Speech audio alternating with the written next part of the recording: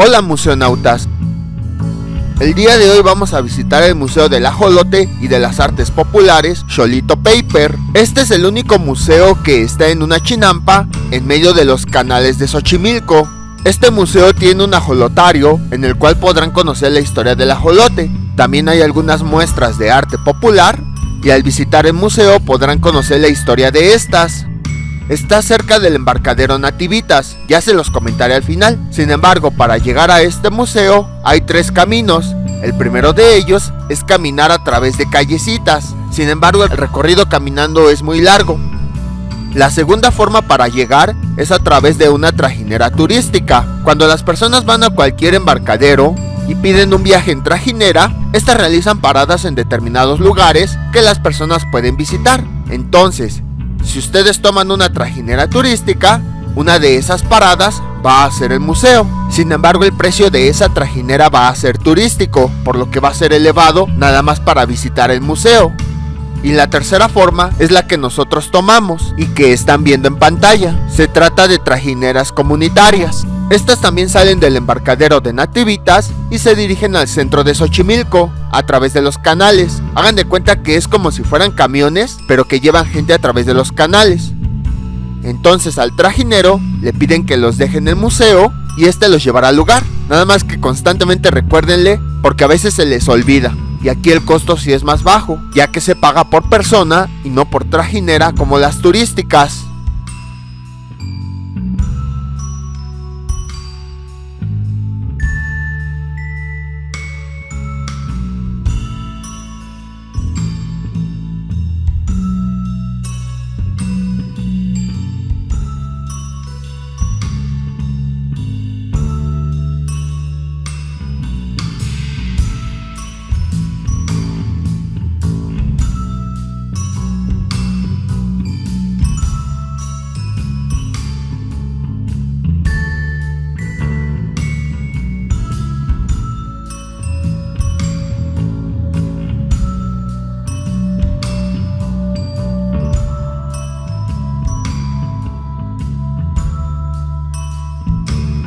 Lo que me dio risa de este recorrido fue que había tantas trajineras que en un momento llegué a pensar, no solamente hay tráfico en las calles, también ya hay tráfico en los canales.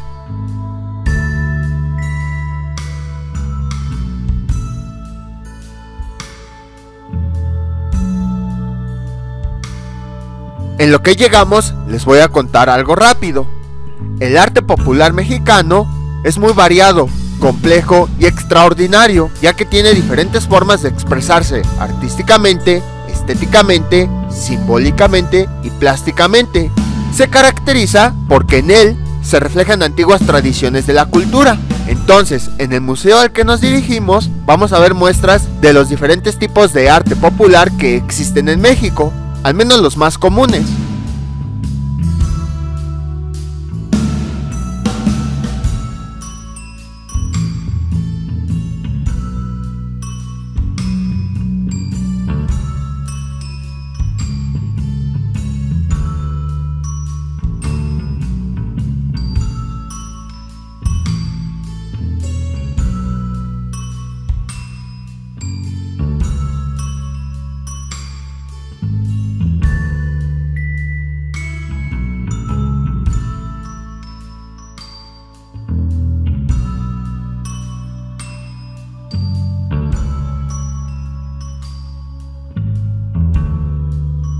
Y después de unos minutos de recorrido, finalmente llegamos al recinto.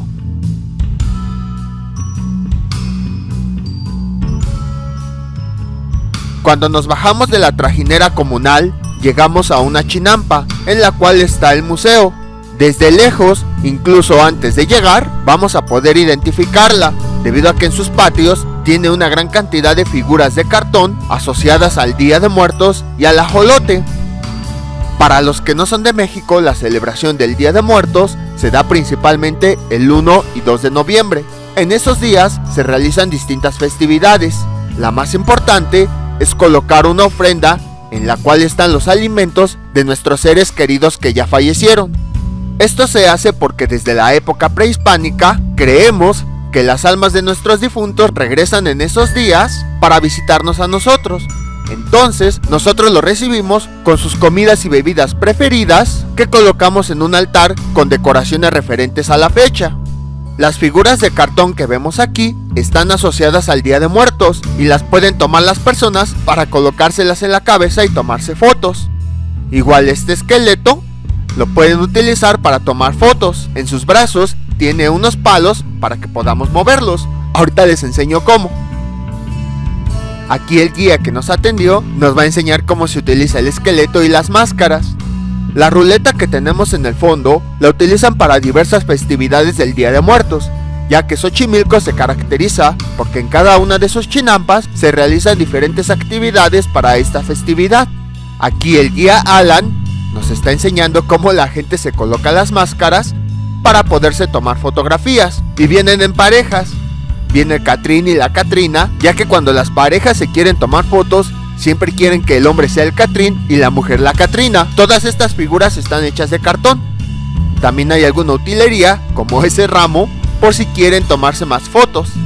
Hoy en día, el Día de Muertos es considerada una festividad nacional y una fiesta que forma parte de la identidad del mexicano. E incluso, en muchos sitios hay diversas actividades. Ya en cualquier parte hay tantas actividades que quisiéramos ir a todas ellas y no nos da tiempo.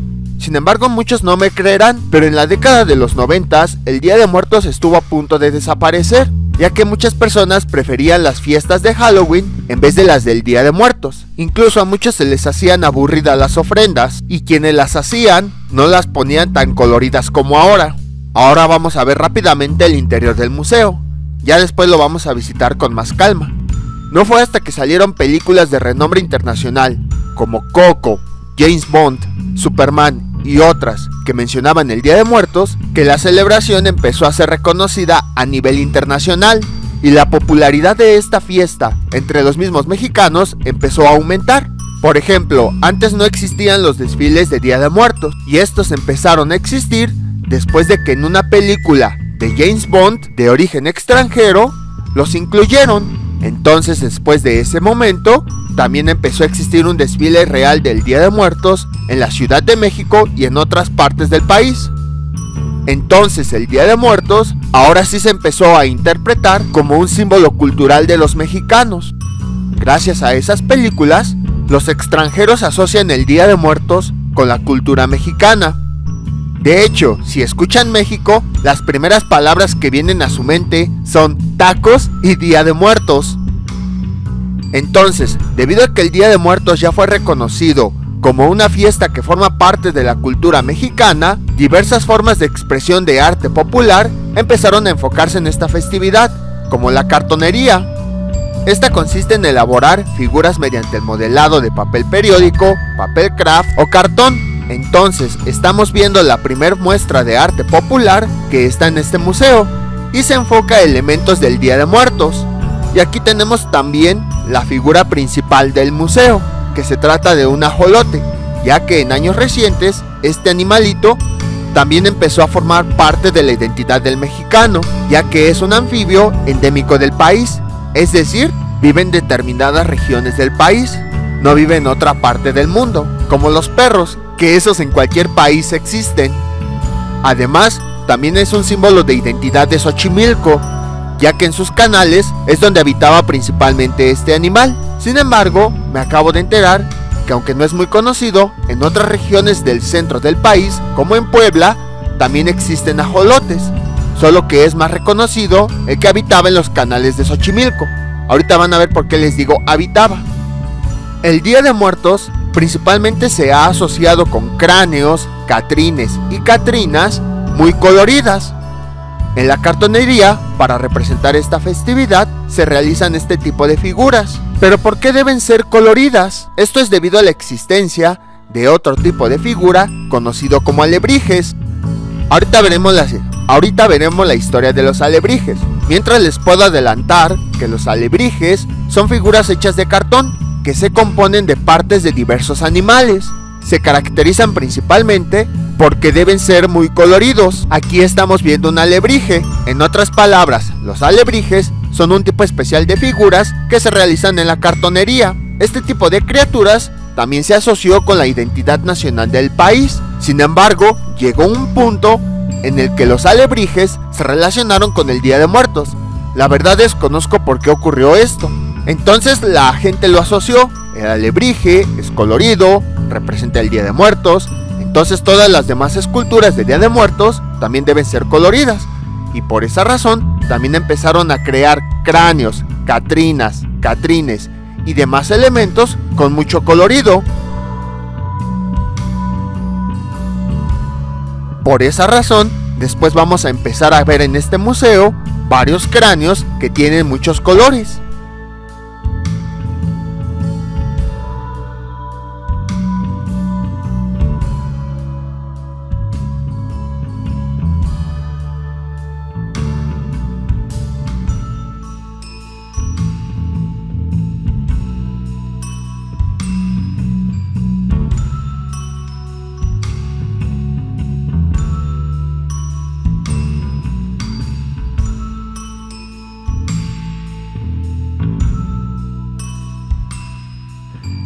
Este mural es muy interesante. Una leyenda típica del Día de Muertos dice que los difuntos regresan el 1 y 2 de noviembre de varias formas. En unas leyendas se habla de que vienen con ayuda de los colibríes. Algunos dicen que vienen convertidos en colibríes, otros dicen que vienen sobre sus alas, etc. Otra leyenda dice que hace mucho tiempo existieron dos jóvenes llamados Huitzilin y Xochitl. Los dioses, al ver que su amor era verdadero, quisieron que ese sentimiento no se rompiera. Entonces, Huitzilin fue convertido en colibrí y Xochitl en la flor de cempasúchil. Por eso hoy en día, en donde haya una flor de cempasúchil, siempre va a haber un colibrí, ya que representa que mientras exista una flor y mientras existan colibríes, el amor de Huitzilin y Xochitl perdurará por siempre. Entonces este mural nos representa esa leyenda. En otra leyenda, dicen que en vez de colibríes, regresan en forma de mariposa o en las alas de una mariposa. Entonces, la temporada de muertos coincide con el incremento de colibríes y de mariposas que se ven en las flores de cempasúchil.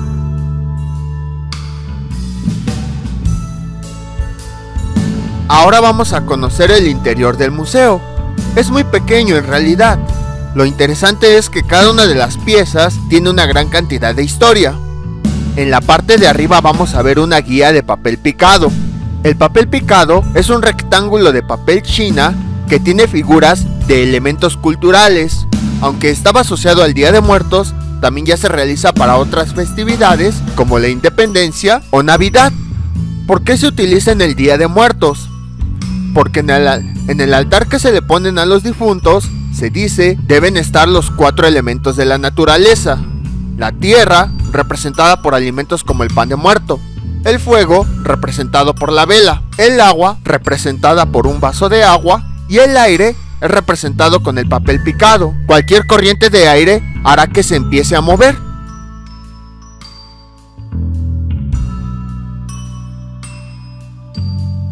La siguiente pieza se trata de un torito en miniatura.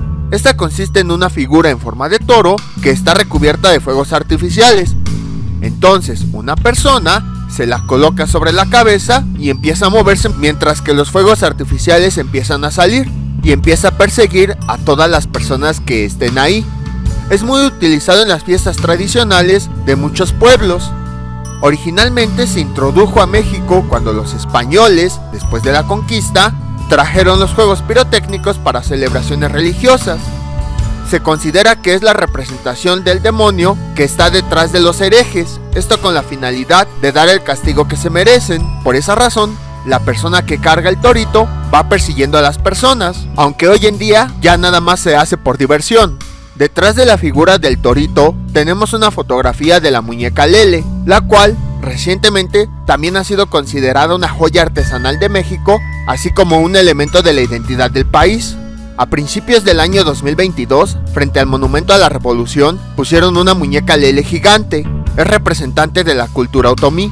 La palabra Lele proviene de ñañú, idioma indígena de México que significa bebé, y es originaria de Santiago de Mexquititlán, municipio de Amealco, en el estado de Querétaro. La muñeca representa la fusión entre ritos prehispánicos y comunidades españolas. Originalmente las primeras muñecas fueron elaboradas con arcilla, palma y cabellos de maíz. Eran colocadas en las tumbas de los niños para alejar a los malos espíritus.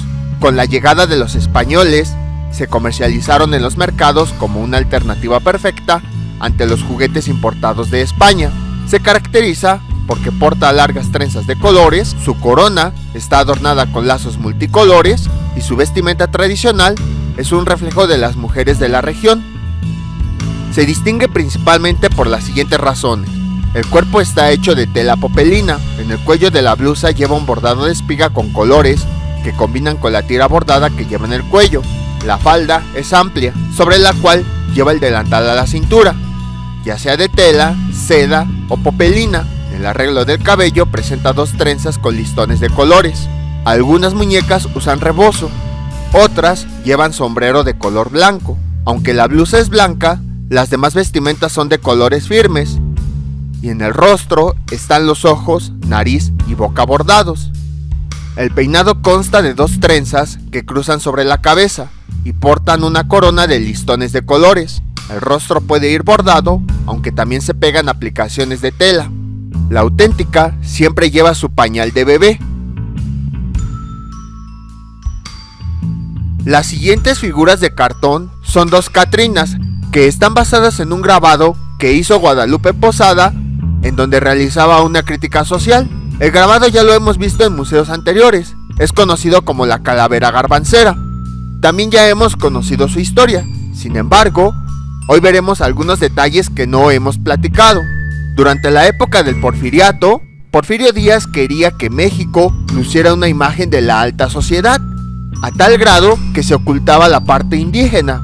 Muchos de los indígenas realizaban trabajos muy pesados con pagas muy bajas. Los productos que se vendían, incluso que pertenecían a la canasta básica, eran muy caros y eran vendidos en las tiendas de raya, que eran conocidas por sus precios exorbitantes. Entonces, como los indígenas no podían pagar los productos con el dinero que ganaban, terminaban endeudados, y si los indígenas fallecían, esta deuda se transfería a sus hijos, de tal forma que seguía creciendo y nunca la iban a terminar de pagar.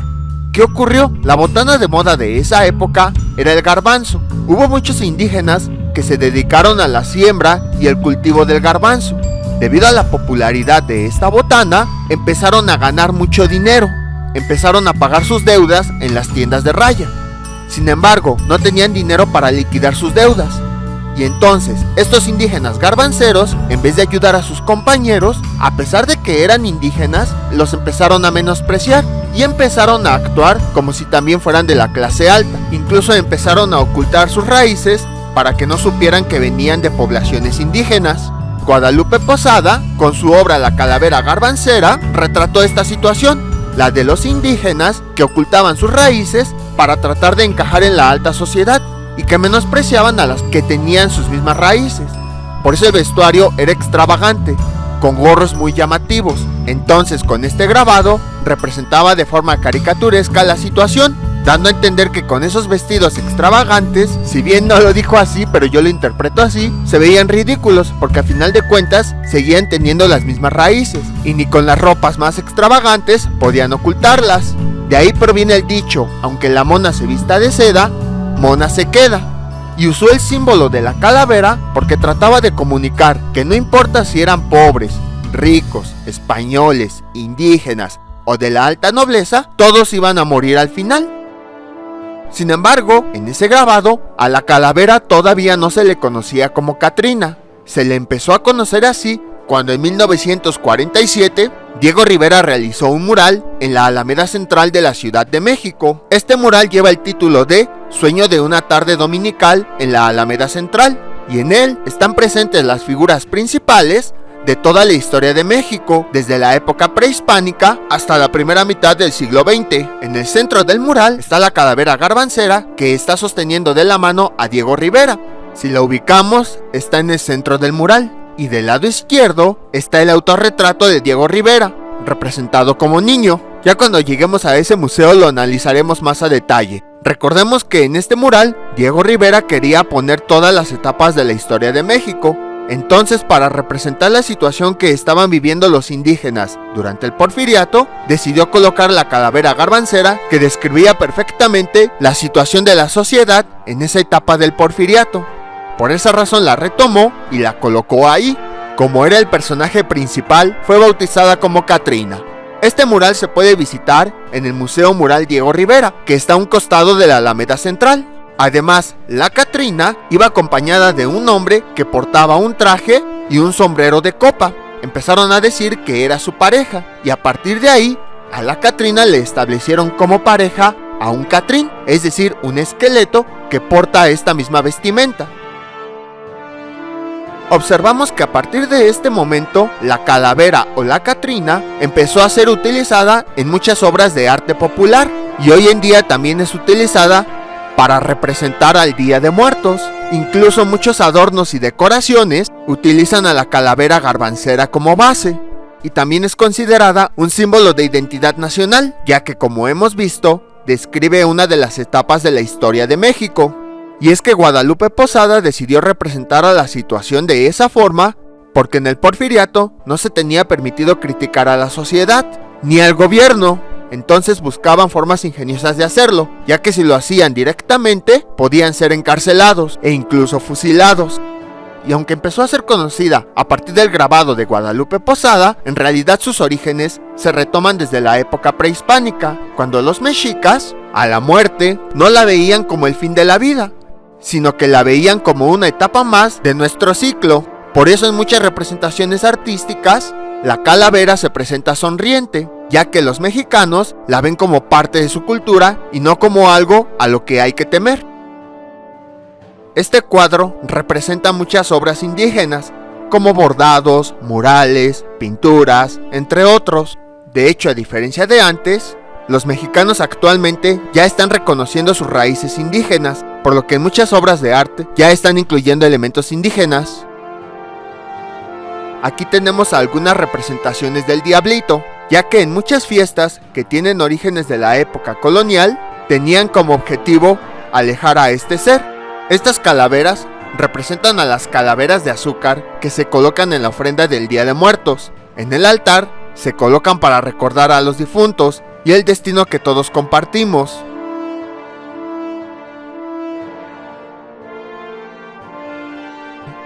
Aquí tenemos algunos productos que se venden en el museo. Este alebrije que tenemos se caracteriza porque si aplicamos un poco de luz ultravioleta, empieza a brillar.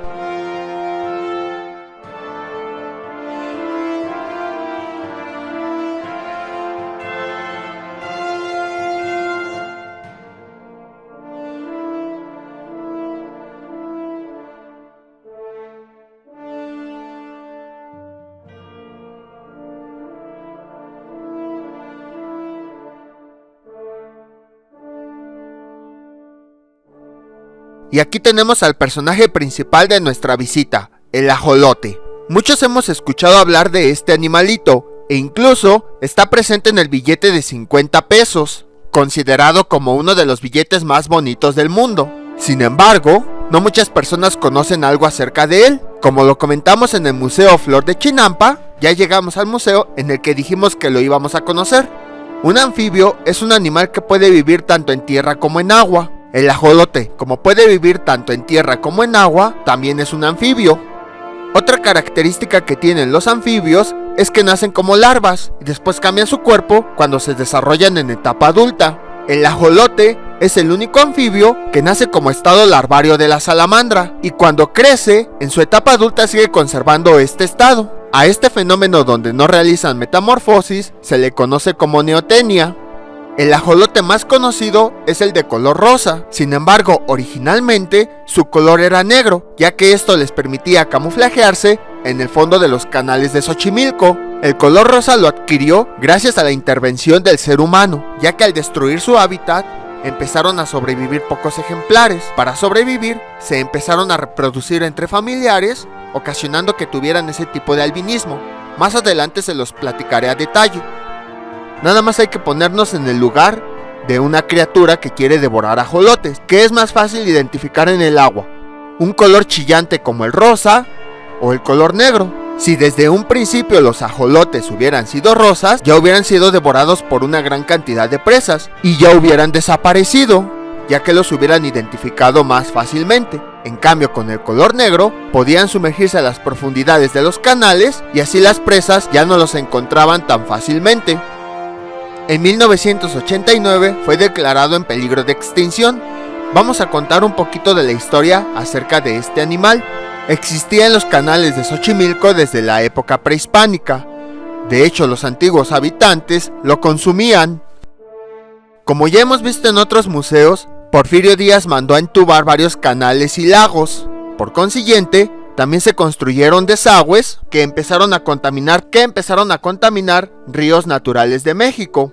Como en esas épocas el agua la obtenían directamente de los ríos, cuando las personas la empezaban a beber, empezaron a enfermarse y empezaron a existir, debido a esa contaminación, muchas epidemias como el cólera.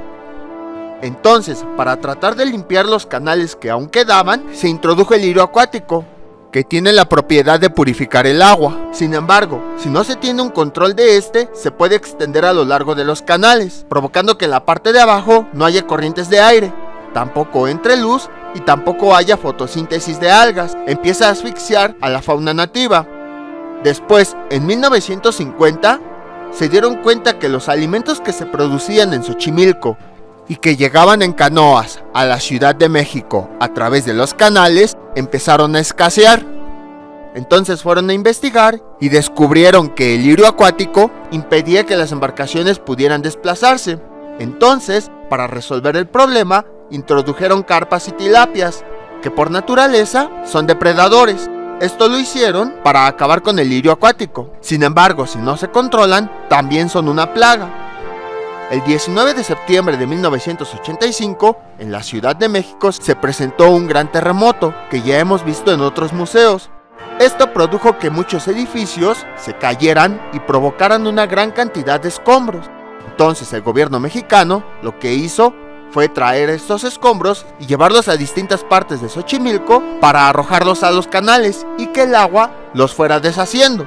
Sin embargo, en ese momento se dieron cuenta que la única fauna que quedaba en los canales era la carpa, la tilapia y el lirio. Ya no existían otros animales que también estaban. Empezaron a realizar estudios y fue cuando se dieron cuenta que el ajolote estaba desapareciendo. Gracias a su color negro pudieron sobrevivir, porque se fueron al fondo de los canales donde las carpas, debido a la presión que existe, no pueden llegar. Pero el problema de la extinción del ajolote empezó cuando los peces se empezaron a comer sus huevecillos, ya que estos los colocan no en las profundidades, sino por debajo de la superficie, donde las carpas y tilapias sí están. Y es que los colocan ahí porque requieren luz para desarrollarse. Entonces las crías, al no poder nacer porque los peces las devoraban, fue que empezaron a extinguirse. Ya fue cuando en 1989 declararon que el ajolote estaba en peligro de extinción. En los años de 1990 surgieron diversos grupos para conservar el ecosistema, ya que debido a la urbanización, el aspecto original de la Ciudad de México, que sabemos que estaba llena de lagos y canales, empezó a cambiar. Y los únicos restos de lo que fue la Ciudad de México en la época prehispánica estuvieron en Xochimilco. En otras palabras, Xochimilco fue lo que quedó de la antigua Ciudad de México, cuando aún estaba llena de canales y lagos. Por eso surgieron esos grupos, para tratar de conservar lo que quedó. Entonces se empezó a estudiar todo, su flora, su fauna, sus canales, todo. Y al empezar a estudiar el ajolote, se dieron cuenta que tenía una propiedad interesante. Tenía capacidad regenerativa, ya que podía regenerar partes de su cuerpo. Si le cortaban las 4 patitas, las 4 se regeneraban de forma íntegra. En 1998, el CIVAC de la UAM empezó a estudiar más a fondo a este animalito. Además, se descubrió que también era inmune al cáncer, ya que la regeneración también era a nivel celular. Se descubrió que si un ajolote tenía células cancerígenas, podría regenerar nuevas células sanas que desplazaran a las malas. Y esto ocasionaba que no hubiera metástasis, es decir, extensión del cáncer a otros órganos del cuerpo. También se pudo observar que tiene una capacidad de regeneración del 30% de sus órganos, como el corazón y pulmones, y 10% de capacidad de regeneración en su cerebro. Entonces, al ver todos estos beneficios, se empezó a estudiar más y más. Como no se conocía mucho de este animalito en ese entonces, se les empezaron a aplicar diversas pruebas para ver qué comían. Se les dio pedacitos de corazón de pollo y de carne. Ahí se dieron cuenta que consumían proteínas. Ya después desarrollaron algunas croquetas para poder alimentarlos. También ha habido avances en los injertos de piel de los humanos. Se han combinado con células de los ajolotes y al colocarlos sobre pequeñas quemaduras, se ha descubierto que estos injertos se adaptan a la piel de las personas, ya no dejan esos parches o esas marcas, solo dejan ligeras cicatrices. Ahora, ¿por qué desarrolló esta tonalidad rosa? Hay dos teorías. La primera de ellas, se cree que como la población de ajolotes estaba disminuyendo, se empezaron a reproducir entre parientes, lo que ocasionó que tuvieran ese color de piel más claro. Otra teoría dice que se ha comprobado que el ajolote, desde que está en el ovocito, ya empieza a desarrollar esa regeneración. Por ejemplo, si durante su periodo de gestación alguna de las partes de su cuerpo nace mal, automáticamente empieza la regeneración de este para corregirlo, antes de que nazca. Esto ocasiona que haya cambios en sus propias células, y a la larga esto hizo que empezara a cambiar su estructura, entre ellas la membrana que le daba el color negro. En otras palabras, tanta regeneración ocasionó que los actuales ajolotes perdieran esa membrana de color negro para que quedara solamente de color rosa. Hagan de cuenta, es como si el ajolote se hubiera despellejado y esa membrana que lo cubría ya no la tuviera. Hoy en día se dice que el ajolote sigue estando en peligro de extinción. Sin embargo, esto es parcialmente verdadero. ¿Por qué? A partir del 2008 ya se establecieron leyes, obviamente con determinados procesos, en el cual se indicaba que el ajolote se podía consumir, debido a la gran cantidad de proteína que tiene. Se cree que su nivel de proteína es muy parecido al de la carne de cerdo. Y esto ya se pudo hacer debido a que las universidades, en todas sus actividades para conservarlo, pudieron lograr que se reprodujeran en grandes cantidades, de tal forma que un solo ajolote puede poner de 800 a 1000 huevecillos. Sin embargo, se sigue considerando en peligro de extinción porque todavía no se puede introducir a los canales de Xochimilco, debido a la gran cantidad de carpas y tilapias que hay. Pero en distintos centros ya existen muchos. De hecho, ya existe una gran cantidad de ajolotarios como este, en donde se tienen a estos animales. Ya hay ajolotarios en otros museos, por ejemplo, en el Museo del Pulque y las Pulquerías, en la Utopía Libertad, en Chapultepec, e incluso en las mismas chinampas de Xochimilco, ya hay ajolotarios que tienen una gran cantidad de estos anfibios. Hay una leyenda prehispánica asociada con el ajolote. La imagen que tenemos aquí es de Xolotl, y es el protagonista de esta leyenda. A lo mejor muchos no lo sabrán, pero dentro de la cosmología prehispánica se dice que el mundo ha sido creado 4 veces. A cada una de esas veces que fue creado se le llamó Sol. Hoy en día estamos viviendo la quinta era o quinto Sol. Las eras anteriores fueron destruidas por los dioses y lo mismo ocurrió con los seres humanos. La leyenda de la quinta era o quinto Sol dice que los dioses se reunieron en Teotihuacán para dar inicio a una nueva era. Quetzalcóatl quería traer de vuelta al ser humano. Entonces se introdujo en el mundo de los muertos y le robó los huesos del hombre y de la mujer de eras pasadas al dios Mictlantecutli. El dios Xolotl lo ayudó en su viaje a través del inframundo prehispánico, el cual recibía el nombre de Mictlán. Con estos huesos, el maíz y su propia sangre, Quetzalcóatl pudo crear a la humanidad. Cuando los dioses se reunieron en Teotihuacán para dar inicio a la nueva era, todos tenían que arrojarse a una hoguera de fuego. Entonces, en el último momento, al dios Xolotl le dio miedo y decidió escapar. El dios del viento, Ejecatl, empezó a perseguirlo. Xolotl dejó el mundo de los dioses y vino a nuestro mundo terrenal. Al llegar a nuestro plano, perdió esa inmortalidad, por lo que tenía que pasar por todas las etapas del ciclo de la vida: nacer, crecer, reproducir, morir. En cada una de esas etapas se transformaba en una criatura diferente. Por ejemplo, cuando era un niño, se transformó en un perro. Por esa razón, los perros tienen mucha energía. En la antigüedad, a los niños que eran muy traviesos se les llamaba escuincles. Entonces empezaron a decir que Xolotl era un escuincle, y de ahí surgió que el perro que no tiene pelaje fue llamado Xoloitzcuintle. Después, en su etapa adulta, Xolotl se transformó en Mexolotl, que es el maguey, del cual se obtiene el aguamiel para realizar el pulque o el mezcal, y en su vejez se transformó en el Huexolotl, que es el guajolote. Por esa razón, este animal tiene una piel arrugada, pues representa la vejez de este dios. Mientras seguía viviendo, el dios Ejecatl seguía persiguiéndolo. En su huida, llegó al Valle de México y, herido y viejo, se aventó a los canales. Ahí conoció a los ajolotes. Estos no eran conocidos por nadie, ya que se dice que nadie conoce las profundidades de las aguas. Incluso hasta el día de hoy no sabemos qué hay en lo más profundo de los mares. Uno de los ajolotes lo ayudó y le dijo que se transformara en él para que así, con su capacidad de regeneración, sanara sus heridas. Xolotl así lo hizo y vivió durante varios siglos. Tiempo después, Ejecatl, en su búsqueda, vio a una lechuza, que es considerada que todo lo ve debido a la capacidad que tiene de girar su cabeza 360 grados. Entonces Ejecatl le preguntó si había visto algo extraño. La lechuza le dijo que hace mucho tiempo vio a una criatura entrar al agua, pero nunca salió.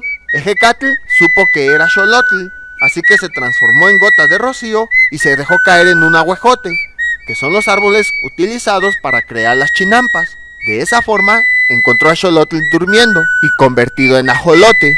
Ejecatl le dijo que por órdenes de los dioses ya no iba a ser castigado, pero que de favor le diera una gota de su sangre para terminar con el ritual. Xolotl así lo hizo y su sangre la arrojó a la hoguera de Teotihuacán, ya que era el único dios que faltaba para arrojarse. Con eso, finalmente, los dioses pudieron terminar el ritual para comenzar el quinto sol. Sin embargo, Xolotl fue condenado a permanecer en forma de ajolote por toda la eternidad. Los mexicas conocían esta leyenda, por lo que cuando construyeron la ciudad en el Valle de México, empezaron a comer el ajolote, porque sentían que si comían esta carne iban a tener más proteína que iba a ser otorgada por la sangre del dios Xolotl, ya que los ajolotes actuales eran descendientes de él. Por esa razón es que comer ajolote fue considerado una tradición. Ahora sabemos por qué cuando visitamos varios museos aprendimos que muchas culturas prehispánicas incluían al ajolote en su alimentación principal. Y bueno, esta es la historia del ajolote, la que nos contaron aquí en el museo. Como habíamos comentado anteriormente, el billete de 50 pesos fue creado en honor a este animalito.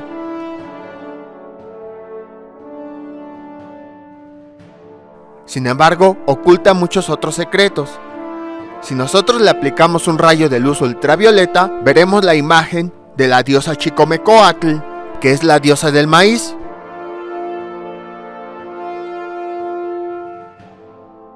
Se puede reconocer porque el personaje está erguido sosteniendo dos mazorcas.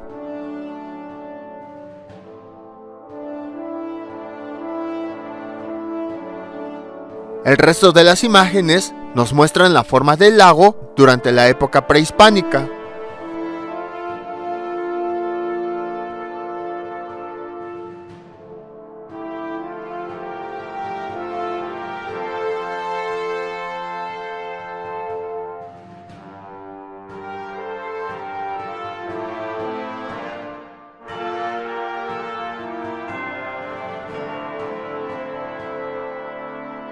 También lo que podemos hacer es que desde nuestro celular abrimos la aplicación Billetes MX y escaneamos el billete. Enseguida vamos a ver una imagen de realidad virtual que nos va a mostrar varios elementos de los canales de Xochimilco.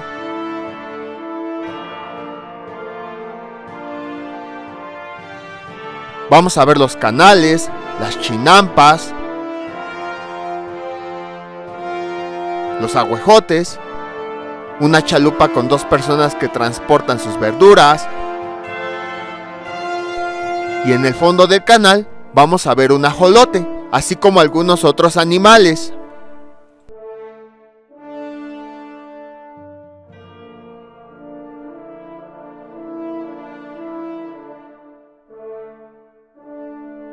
Y aquí tenemos algunos alebrijes que si les aplicamos luz ultravioleta van a empezar a brillar. Ahora sí, vamos a conocer un poquito más de la historia de estas creaciones. La historia original dice que Pedro Linares, habitante de la Ciudad de México, estaba enfermo. No se sabe si eran delirios o lo soñó, pero él dice que en su mente vio que estaba caminando en un bosque y en su camino se encontró con estas extrañas criaturas. Le impresionaron tanto que cuando se despertó y empezó a sanar, empezó a realizarlas para que eso no quedara solamente en su memoria. Y a partir de ahí surgió el alebrije. Sin embargo, hay otras versiones que dicen que los alebrijes ya se realizaban desde antes. Sin embargo, cuando se realizó un documental, vieron que Pedro Linares realizaba estas esculturas y lo presentaron como si él hubiera sido el creador. Aquí no voy a ponerme a discutir cuál es la versión correcta, solamente les estoy presentando las versiones del origen de estas obras. También hace mucho tiempo existió una controversia, ya que aunque el alebrije es originario de la Ciudad de México, por un momento se llegó a pensar que era originario de Oaxaca. ¿Por qué? Porque ahí existe una leyenda acerca de unos seres llamados tonas, los cuales son espíritus de animales y que son guardianes de la naturaleza. Al final se estableció como que una diferencia. Mientras que los tonas se formaban solamente de 2 o 3 animales, los alebrijes se caracterizaban porque se construían con partes de animales que representaran a los 4 elementos. Gracias a las diferencias, simplemente como que se pudo determinar qué es un alebrije y qué es un tona. Lo importante de destacar en esta ocasión es que los alebrijes ya forman parte de la identidad nacional y ya son relacionados con el Día de Muertos. Los tonas son espíritus que se conforman de 2 animales y los alebrijes, para que sean auténticos, deben cumplir las siguientes características. Deben estar hechos por 4 animales que representen cada uno de los elementos de la naturaleza: el fuego, el aire, la tierra y el agua. Por ejemplo, aquí, este que vemos, el agua, está representado por cola de ballena. La tierra se representa con la lengua de serpiente. El aire se representa con las garras del águila. Y el fuego está representado con un estilo de dragón. Por eso la mayoría de los alebrijes como que tienen ese estilo muy parecido a los dragones. Porque como el fuego no es algo tangible, se debe usar algo que sea un poquito más metafórico, como en el caso de los dragones, que son considerados como criaturas que escupían fuego. Otra característica es su puntillismo, es decir, que tiene una gran cantidad de puntitos y que muchos de ellos son de colores. Tiene una tonalidad psicodélica. Si cumple todas estas características, es un alebrije. Puede que existan obras muy bonitas y que tengan, no sé, cientos de animales adentro, pero si no cumplen con estas características, por muy bonitas que sean, no son alebrijes. Para bien o para mal, la película de Coco dio a conocer esta creación. Sin embargo, ahí cometieron un pequeño error. Los alebrijes estaban relacionados con el arte popular. Sin embargo, en la película de Coco, los representaron como guardianes espirituales, que como ya hemos visto anteriormente, esos no son los alebrijes, son los tonas. Sin embargo, hoy en día, debido a esa película, ya se cree que los alebrijes son guardianes espirituales y los relacionan con el Día de Muertos. Este que estamos viendo aquí ganó el premio Pedro Linares. Fue realizado por Daniel. En sus redes sociales lo van a encontrar como cartonero.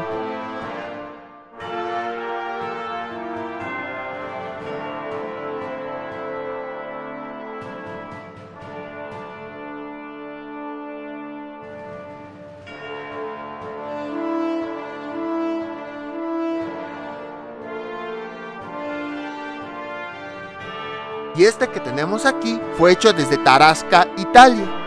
A ver si pueden identificar a los 4 elementos. Dejen en los comentarios a ver si los identificaron.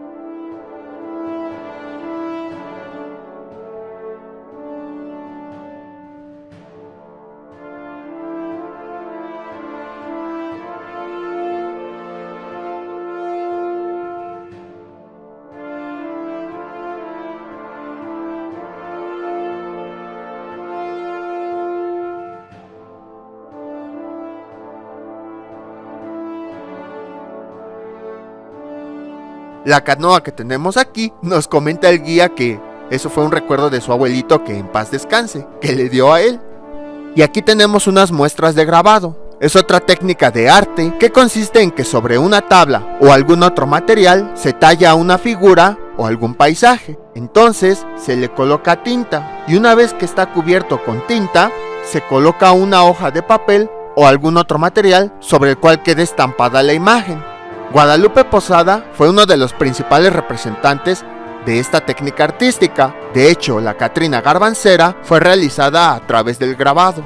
La importancia de esta técnica es que antes no existía la fotografía. Entonces, si se quería dar a conocer un paisaje o una imagen, las personas la plasmaban en una pintura. Sin embargo, para desplazarla a otro sitio, se tenían que tener ciertos cuidados, ya que las pinturas eran muy delicadas. Entonces, gracias al grabado, lo que se pudo hacer es que sobre la tabla se plasmaban esas figuras o esos paisajes y ya de forma más fácil quedaban impresas en una hoja, la cual podía transportarse a cualquier parte del mundo sin ningún problema, sin ninguna complicación y de forma más sencilla. Y además se podía reproducir varias veces, ya que de un solo grabado se le volvía a poner tinta, se le volvía a poner otra hoja y ya teníamos una nueva imagen. Se volvía a repetir lo mismo para otra imagen y así sucesivamente, creando una gran cantidad de reproducciones de la misma imagen. Aquí tenemos una escultura de Quetzalcóatl, ya que vimos que también fue importante en la leyenda de Xolotl y el ajolote. A este se le puede quitar la cabeza, ya que a veces los visitantes se la quieren poner para las fotografías. Lo interesante de esta cabeza es que también si se le aplican rayos ultravioleta, emite un brillo que se ve agradable a la vista. Una de las representaciones más conocidas del dios Quetzalcóatl es la serpiente emplumada, que es la que estamos viendo aquí. Era descrito como una serpiente que poseía plumas a su alrededor. Para las culturas prehispánicas, Quetzalcóatl no era considerado como un dios completamente, aunque lo era, sino que para ellos era un semidios, ya que conectaba al mundo de los dioses con el mundo de los humanos. Esto se debe a que en varias leyendas, Quetzalcóatl le robaba algunos tesoros a los dioses y se los daba a los humanos, como el cacao o el fuego. Se cuenta que los dioses, hartos del comportamiento de Quetzalcóatl, una noche lo invitaron a beber pulque y con eso lo emborracharon. A la mañana siguiente, avergonzado por el comportamiento que tuvo, decidió marcharse. Sin embargo, advirtió que algún día regresaría. Este rumor se empezó a extender entre todos los pueblos de Mesoamérica. Por esa razón, cuando los españoles llegaron a México, los mexicas pensaron que Hernán Cortés era Quetzalcóatl, que se había convertido en humano para regresar como lo había prometido.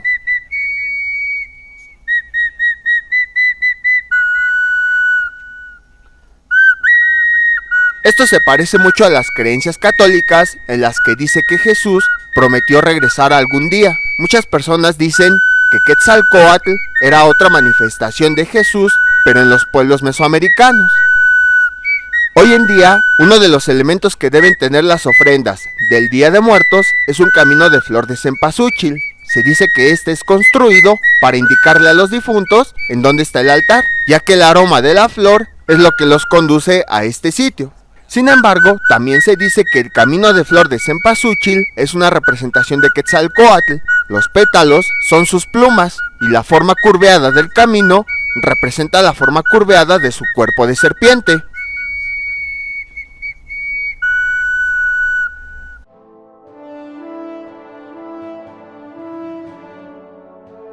Y bueno, con esto concluimos este museo. Espero que les haya gustado este recorrido. Como les comento, es muy pequeño, pero es muy interesante porque cada una de las piezas tiene su propia historia. Y muchas de estas cuentan mucho acerca de la cultura y tradiciones, especialmente de Xochimilco. Algo extra que podemos decir de esta alcaldía es que es la que más profesionistas da. Sin embargo, todos los que estudian una carrera universitaria dejan estos territorios y solamente se quedan los padres y los abuelos, los cuales solamente terminaron la primaria o la secundaria. Por eso en el INEGI, cuando se realiza el censo, se dice que su nivel educativo es con primaria o secundaria. Algo que nos sorprendió es que hemos visto que las chinampas son muy grandes, y a pesar de que son muy grandes, para que se den una idea, de todas las chinampas que existen, solamente el 4% de ellas se sigue trabajando, y de ese 4%, menos del 1% es turístico.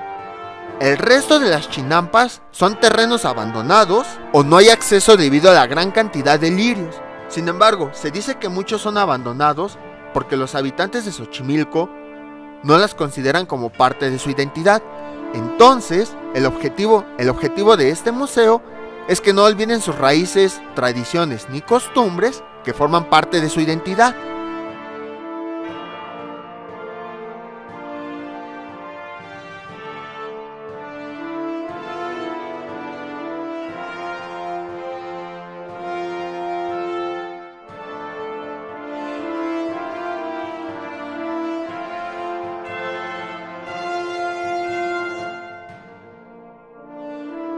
Para llegar, primero tienen que llegar al embarcadero de Nativitas, que está en la colonia Santa María Nativitas de la alcaldía Xochimilco en la Ciudad de México. Aquí sí no les puedo decir una ruta directa, ya que no hay un metro o metrobús que nos deje directamente. Sin embargo, existen muchos camiones que los dejan cerca de este lugar. Y una vez que lleguen al embarcadero, aquí hay dos opciones. La primera de ellas, si lo que quieren realmente es realizar un viaje en trajinera, lo único que les recomiendo es que de las paradas que les dan a escoger, escojan las de este museo. Pero si su objetivo es únicamente visitar el museo, igual en el embarcadero, se suben a una de las trajineras comunitarias y le piden al trajinero que los deje en el museo.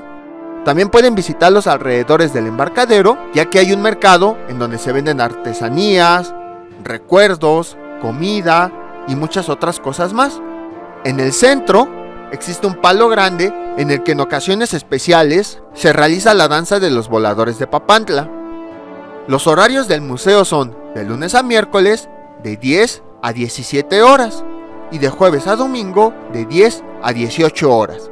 Espero que les haya gustado, no olviden suscribirse, dejar sus comentarios y nos vemos para la próxima visita.